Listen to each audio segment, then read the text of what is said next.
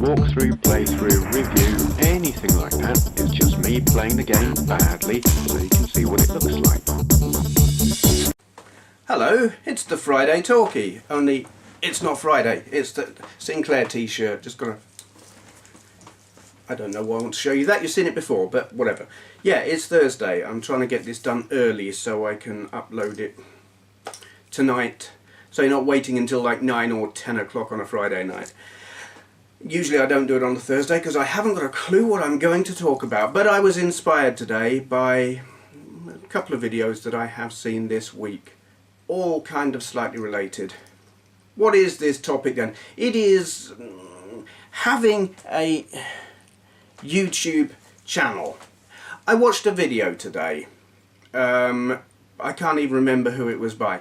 Now, I've done videos like this where the title is how to be popular or get popular or have a successful channel, which is maybe a little presumptuous of me because I haven't got a massively successful channel, but you know, I get the gist, the ins and outs and whatnot. And anyway, I was watching this channel, this video by whoever the hell it was, and listening to their advice on how to have a successful channel.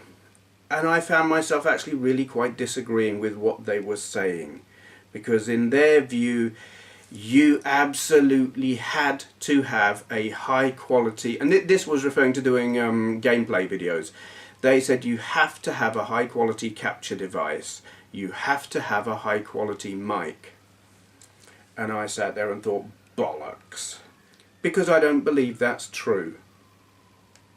I don't believe you need hundreds of pounds worth of equipment to have a successful channel. Because look at what I do. And in fact, I have been asked how do I make my gameplay videos. So I've just shot a little bit of video that is probably going to be piss poor quality because I recorded it on this. But you'll understand why in a minute. I'll cut to that now.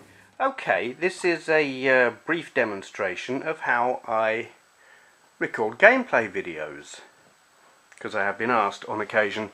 Starting off, here we have my video camera, which is a Sony Handycam HDR CX115, sitting on a tripod pointing at the TV. Yeah, we're really high tech here.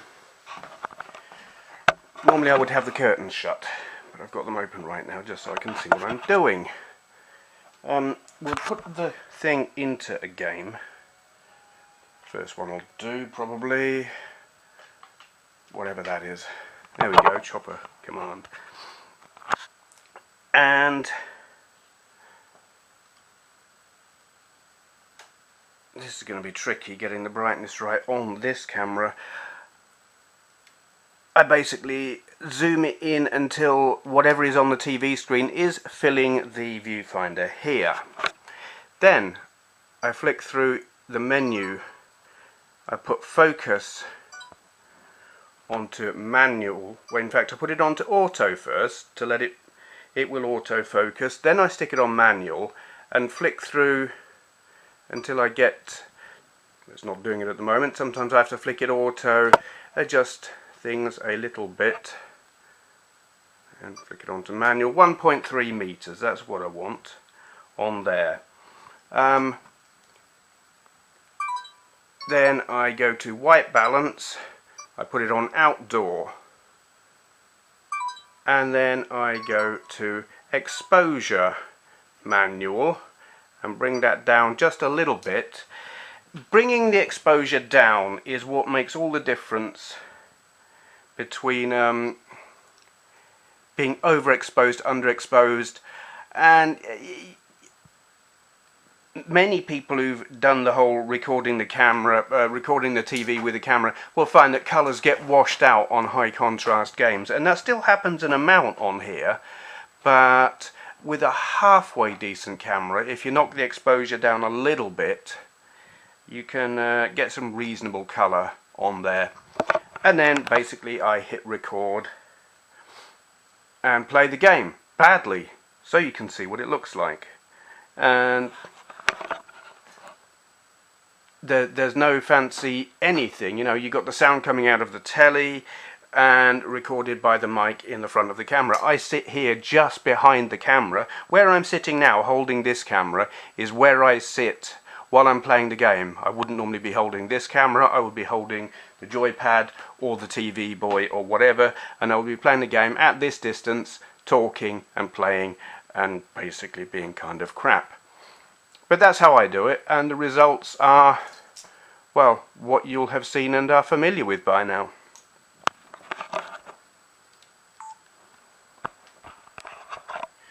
I said the results are what you have seen and are familiar with. There is actually a little bit more to it than that, and that little bit more is Sony Vegas Movie Studio HD Platinum 11, which is actually dirt cheap. It's like a Sony Vegas Pro with a load of features that you probably won't need taken out. Certainly I don't miss any of the features, and I mean that's a multi-100-pound package, and this thing cost me about £25.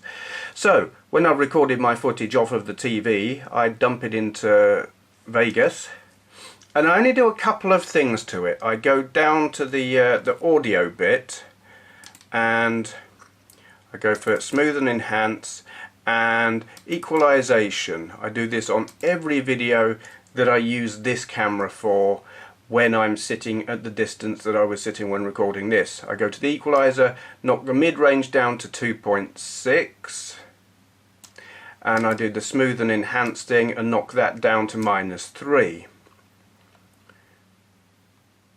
And then on the image here, I will crop it until it pretty much fills the screen like that. And I go to sharpen. Now normally I just sharpen up to about, if it's a video where, oh I don't know, something like with modern-ish graphics, I put it up to 0.257. But with something like this, high contrast, I sometimes go up quite a bit higher. But yeah, probably up to, could go up to about 540 thereabouts on that one, and it just sharpens it up, makes it look better. I mean, you're never going to have the quality you'd get off of one of these HD PVR whatnots that everyone's talking about, but you know, it's cheap and it works, and that's good enough for me. You're familiar with the quality, you know. Yeah, it could be better, but it's good enough. Anyone who's just going to say, I'm not watching that because it's done with a camera, well, I suppose there are some elitists out there who will do that, but I just think if the content is entertaining, what the heck. Are you back? That was how I make videos. It is low-tech, lo-fi. I mean, the most expensive bit is the camera. Granted, they're not uber cheap, but you can do more than one thing with it. You know, with a capture device, you can capture footage, gameplay, or whatever, and that's it. Well, here I can do that and sit in front of the camera as well. Yeah, you're not going to get as good a quality of gameplay video with this as you would with some HD PVR doofer what's it. True, absolutely true. But that doesn't mean I can't have a successful channel, as you will know. And here's the thing, something this guy said that I did agree with was personality matters. The ability to talk matters. And this is a thing, it's something I say quite often when I'm doing a shout out.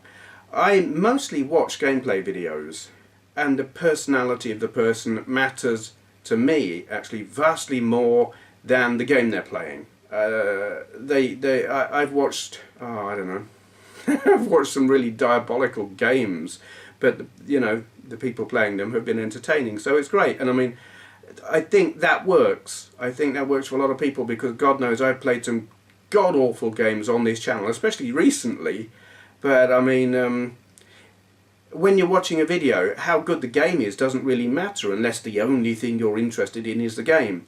But for me, watching a video, I want to be entertained. If I just wanted to know what the game was like, I'd play the game, or download a ROM or something and play it.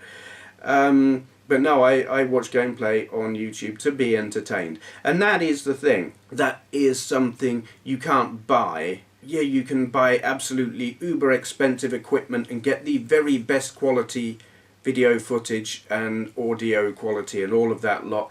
But if you're sounding as exciting as a plank of wood, it just doesn't matter. And that is something you can't buy. But it is something you can... Is it something you can learn? To a degree, yes. I think you can. Nerves is one thing. I don't know how... 7,000 of you. I don't know how many of you have watched my really, really early videos. I go back and listen or watch them every once in a blue moon, and I cringe because I haven't, on those early videos, and for quite a long, probably a good year or so, didn't really know quite... I hadn't got my style, I hadn't developed, I didn't know what my angle was. For a while, the most important thing was the game. I was showing the video to show the game, which I still do. It is, the game matters, and it is, it's to introduce a game that not everyone will have seen, so they can see what it looks like. But also, after a while, I realised being entertaining mattered. Otherwise, why bother speaking at all? Because I'm not doing reviews. And there are an absolute ton of channels out there who do nothing but it's gameplay with no voiceover. And there is a place for that kind of thing. Some people just want to see the game and that's it. And they don't want to hear someone talking. And I do get the odd comment every now and then with someone saying, why the hell can't you just shut up and play the game? Well, that's not what I do, so I just ignore them. But I tend to think the appeal of channels like that is limited. If you're looking, they're fine if you're looking for a specific game and you either want to see how to play it or to see what it looks like to decide whether you're going to buy it or something like that, fine. But if you want an opinion or you want to be entertained, they don't work for me. And I can only speak for myself there. But it kind of dawned on me after a year or so that humour worked on my videos, and all of that started with my what was it, Super Fart Attack video. Yeah, I just kind of got carried away with that game, having fun and being daft, and it got such a good reaction that I thought I'm onto something here, and carried on doing that. And playing badly, talking nonsense, just train of thought and thought association. And just seeing where it goes. And there's a thing, scripting. This is a personal thing for me. Don't like scripted videos. I know that reviewing a game, a script, can be useful. But there is something very, very unnatural about listening to someone read from a script. When reviewing a game, you're watching the footage and you hear them speak, and they might be intonating well and all of that, but it doesn't flow. It's like in Star Wars, Harrison Ford once said to George Lucas, you can write this stuff, but you can't say it. The dialogue was all wrong, and it's true of a lot of the scripted videos.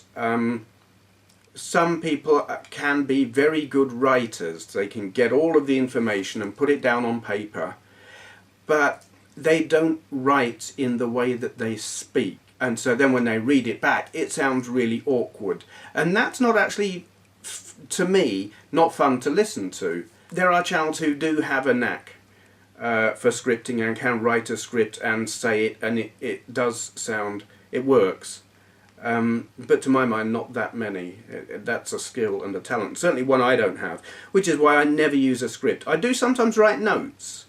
Usually if I'm doing a system review, but there's never a script. It's just like I'll have specifications and pieces of history and whatnot written down, and I'll look at them and then make up what I'm actually going to say, but I've got the details there. But that's me, I don't like scripts. Some people don't care. But this is not me saying how to make a video and how to have a successful channel, so much as saying, actually I don't know what the bloody hell I am saying. I think I'm saying I disagree with the video I watched earlier that said you need all this. You don't. You just need to have a personality that you can put across, and maybe having a script will restrict your putting across your personality. Yeah, I think that's kind of what I wanted to say. That was short. I thought I was going to go on for longer than that. Okay, kind of connected to that actually, because the topic, I guess, is about having a gaming related YouTube channel, and by that the next bit is kind of relevant to anyone who's got a channel. There has been a discussion going on. A couple of videos I watched recently. I said I wasn't going to talk about this. Well, now I am. I'm not quite in the same way. Ads on videos. I've watched a couple of videos. One by darrenwalshsock, who is anti-ads, and another by edT1138, who is pro-ads. And they are both very, very interesting videos, entirely opposite viewpoint on the subject. I will link to them down there. They're worth watching. I'll say Darren is quite emotional while he's making this video and has since taken a slightly less hard line. I absolutely respect his right to say what he said, though. It's all about expressing yourself in the moment, and that's the thing. That's kind of what I was saying earlier about being yourself and expressing your personality, putting it across and whatnot. And sometimes doing that, you will say things that later on you might think, I might have done that a different way. But anyway, he puts across a perfectly valid viewpoint in quite a forthright manner. And edT, in his response video, takes a different view. And he actually, what he says, he said things that I hadn't even thought of that are very, very valid and worth paying attention to. So I do recommend watching both of those videos. My view on ads on videos. Obviously, I am pro ads. I have ads. I don't use ad block. I watch lots of other channels that have ads. They don't bother me. I think they did irritate me initially, but I've kind of got used to them. Do I let the pre-roll ones run all the way through? No, I don't. Actually, sometimes I do, if I find them interesting. There was one. It was on Review Tech USA's, one of his videos a while ago, and I can't remember what it was advertising, but it was a 3-minute long video ad, and you would think, no way am I watching all of that, but I did, because it was kind of interesting. It was very arty. I think they were advertising diamonds or something bizarre like that, or some jewellery store, somewhere, and I watched the whole thing. So they don't bother me. Mostly I just click them off unless there's something interesting. I don't have a problem with them. Obviously. I'll tell you what gets me about them. There is this view. There are two sides to this, actually. There is a view that you really have to be mega uber, have hundreds of thousands of subscribers for them to pay. I can tell you that's not true. I can tell you that is absolutely not true. I don't believe I'm allowed to tell you how much I make. I don't know how much detail I'm allowed to go into. I will tell you this, I've got 7,000 subscribers, I've got about 1,200 videos, ads on almost all of them, and it is worthwhile. I wouldn't have the ads on them if it wasn't. And the pre-roll ones do pay more than the little banner ones. I did an experiment to see. Over a period of about a week, I took away all the pre-roll ones on all 1,200 videos, took off the pre-roll, put on the little banner to see if that made a difference. Were the pre-rolls so annoying that I was losing lots of views? And if I just put the little banners on, would I have more success? No, I didn't. Views didn't go up. Revenue went down. So I put the pre-roll ones on everything and it went back to how it had been. It works. It pays. It's worth doing. That's the thing. You don't have to have hundreds of thousands of subscribers. You do need a lot of videos. If you've got like a few hundred subscribers, or even a couple of thousand. If you've only got a few videos, like a couple of hundred, or if you only get a couple of hundred views but you've only got a couple of hundred videos, it's not going to work. You need big numbers somewhere. But that big number doesn't have to be subscribers, and it doesn't have to be number of views on an individual video. In fact, the only number that matters is the number of views you get overall. And if you can get around 2,000 to 3,000 a day overall across your whole channel, it's totally worth doing. And then it's just a case of Do you want to... There's the gamble. When you put ads on, you will piss people off.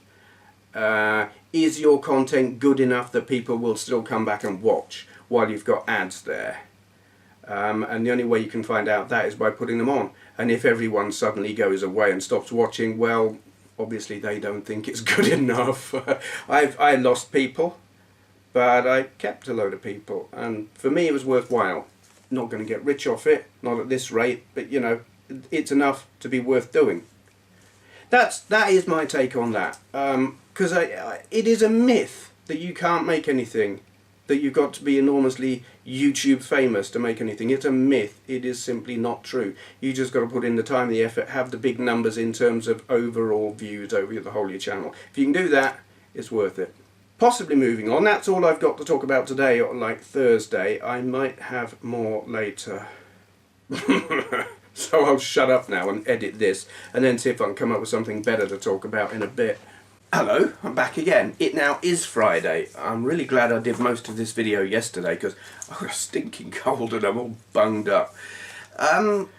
Okay, I have a little bit more to talk about. I watched a video last night sometime, by Lawn Boys Post 1975. Would people thumbs down if they weren't anonymous? And I thought this was a really interesting question. Dave's video is well worth watching. Link down there, go watch that. My thoughts on this. Yes, fewer people would thumbs down if they weren't anonymous. And that sounds like a good thing, but actually I don't necessarily think that it is. It would not stop trolls. It would not stop the assholes who like to just thumb down. And they do. And they even make that sound effect. You know, I expect to get between 1 and 3 thumbs down on every single video that I make. And I believe they're all from the same, at least one person. I can think of several people who would do it. There are people out there who don't like me because I've blocked them for various reasons, mainly being assholes. So I expect that, and they are quite dedicated and will come to my videos specifically just to thumb them down. I don't know whether they actually watch them or not, I don't care. But I expect it, and it doesn't bother me. You know, it's fine. It doesn't matter. It doesn't mean anything. It means there's some twat out there who's obsessed with me, which is kind of... I would say it would be disturbing, but really it isn't. It's a screen. If they were coming to my door, then it would be disturbing, and I would have the police out. But, you know, it just ain't all that. So, no, those don't bother me. And those would not stop thumbing down if they weren't anonymous. They would just make a fake channel. They make fake channels to try and come back and leave comments and think I don't know who they are. And then they find out that I do because I still block them. But what the lack of anonymity would do is stop what I would call legitimate thumbs down. And what do I mean by that? Every now and then I put up a video that will get more than the 1 to 3. I say 1 to 3. It's 1 to 3 on gameplay videos and about 5 on a Friday Talkie. But every now and then I'll put up a video and it will get like 12 or 15 or even more thumbs down. And when that happens, I know that my a larger proportion of my normal regular viewers don't like it. They maybe haven't got the nerve to say why they don't like it, because I can be a stroppy bastard, and they'll be worried that I will tell them to take a hike in less polite terms. I understand that, so they thumb down.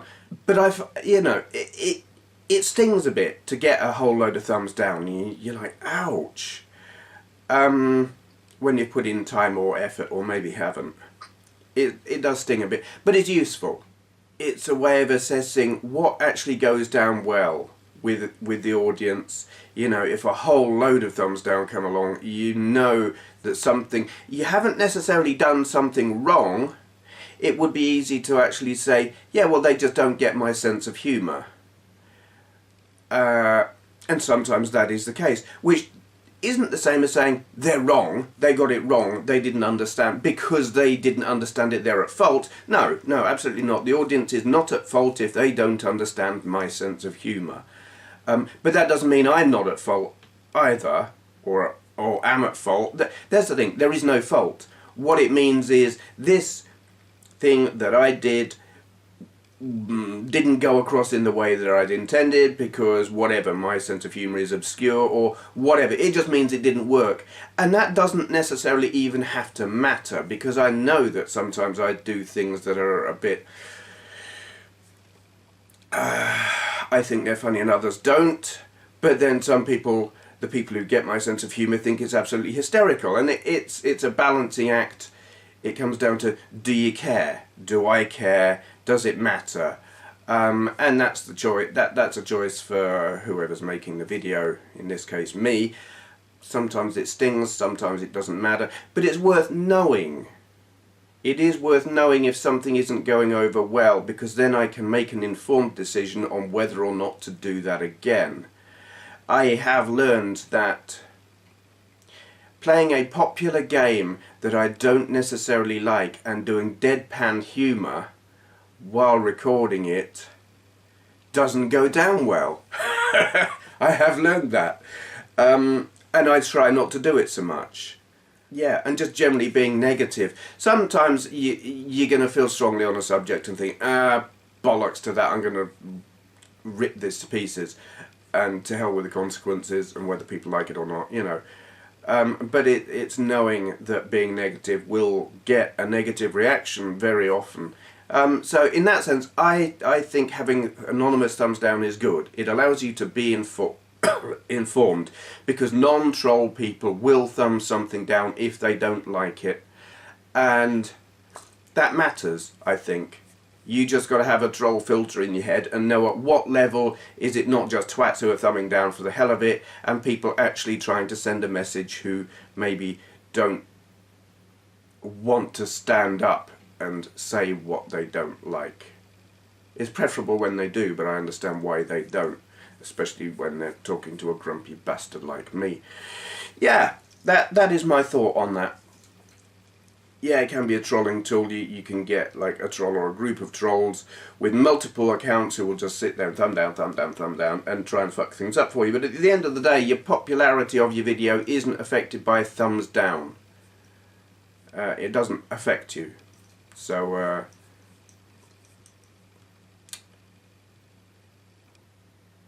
train of thought, derailed, fallen down the embankment, landed in a lake, everyone drowned. Memorial will be held later. Apologies to all those of you who had family and friends who died in trains falling down embankments and falling into lakes. Have I got other stuff to talk about? I haven't got a shout out. I have been watching a channel which I may or may not shout out at some point. I haven't decided yet.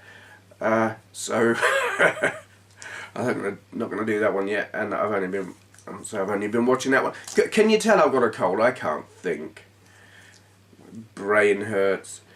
I am very aware actually that this Friday Talking, quite a few of them actually, it's not there's nothing whatsoever retro gaming related to it at all. It's all about YouTube. But sometimes I don't know what to talk about all this stuff at the moment. And being on YouTube, I find it very easy to talk about YouTube. I'll try harder. What have I got coming up? Well, more gameplay, more of the same, kinda. I've been doing the TV Boy videos, mainly actually because they're quick and easy. It really is that easy. I just plug it in, turn it on, play, and it's like 5 minutes tops. Which allows me to do other stuff, because I'm still working on this project that I have referred to for the past couple of weeks that still isn't finished.